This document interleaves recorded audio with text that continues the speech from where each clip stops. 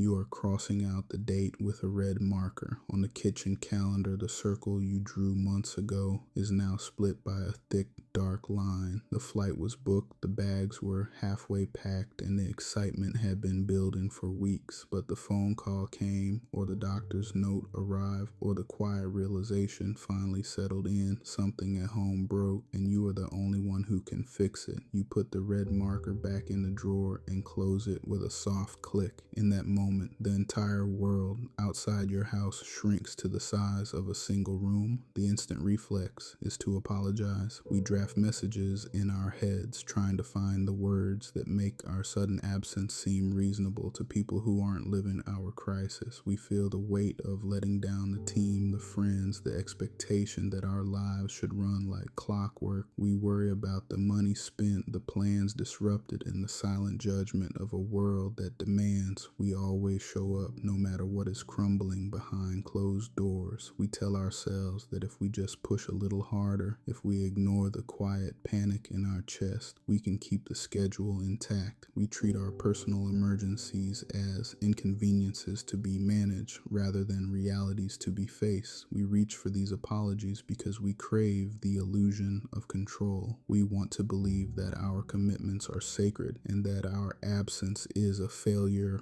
of will rather than a concession to life's unpredictability. By explaining ourselves, we attempt to negotiate with the circumstances, hoping that a well-crafted excuse will preserve our standing in the eyes of the crowd. We want to tidy up the mess, to make the sudden detour look like a planned route, because admitting that we are powerless to prevent the collapse of our calendar is too frightening to say out loud. But we aren't the only ones standing by the kitchen drawer. We think this struggle is confined to our own quiet driveways, but on the world stage, the exact same ledger is kept. Today, Bailey Zimmerman stood at the same crossroads, and he chose the red marker. On July 30th, 26, the country music star stunned his fan base by canceling the entire United States and European leg of his Different Night, Same Rodeo tour. 10 major performances across the United Kingdom, Ireland, the Netherlands, Germany, Sweden, and Norway, including a headlining spot at the prestigious Long Road Festival, were wiped off the schedule in a single morning. Zimmerman's statement was sparse but heavy. He needed to step away to focus on important family matters. While he assured the public that everyone was all right, he made it clear that his family required his presence and that some things simply cannot wait for a tour bus to finish its route. It is a striking pivot for an artist whose entire brand is built on relentless high-octane energy.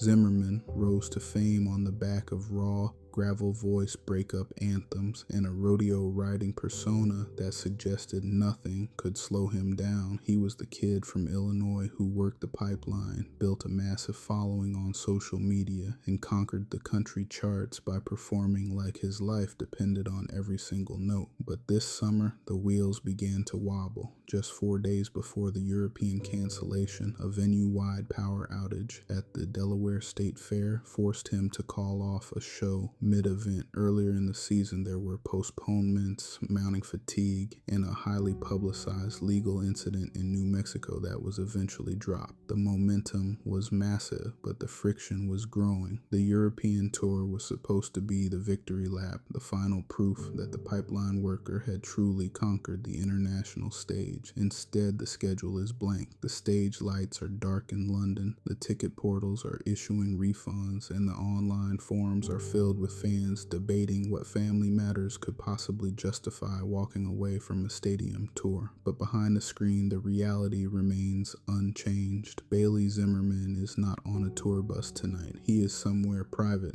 dealing with the quiet gravity of a family that existed long before the microphones were turned on. The rodeo has stopped. The guitars are in their cases.